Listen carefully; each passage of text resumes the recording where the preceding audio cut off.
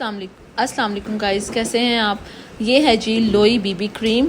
मेरी इंस्टा की स्टोरीज़ में ये बहुत ज़्यादा आ रही थी, तो मैंने सोचा चलें इसका रिव्यू इसको मंगवाते हैं और इसका रिव्यू आपसे शेयर करते हैं। ये एवरी है, लाइट वेट है, SPF 15 है इसमें, और सबसे बढ़ के इसमें नाइसिनामाइड है।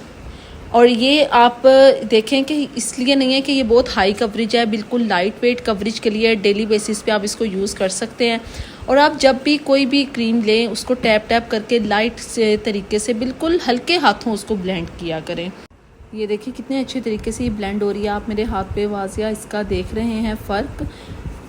तो मेरी तरफ से तो रेकमेंड है, बाकी आप देखें। और ये दूसरी जो प्रोडक्ट मैंने इनकी मंगवाई थी वो थी लोई का सन गार्ड। इसमें है SPF 30। इसमें भी नाइसिनामाइड्स है, विटामिन भी इसमें है, आपकी स्किन को हाइड्रेट रखेगा, बिल्कुल स्मूथ कर देगा। आप देखें, आप मेरी बाजू पे फ़र्क आपको वाजिया महसूस हो रहा है। लिंक आपको मेरी बायो में मिल जाएगा, आप इसको ट्राई ज़रूर कीजिएगा और फिर मुझे इसका रिव्यू दीजिएगा कि आपको ये कैसी लगी। अल्लाह हाफिज़।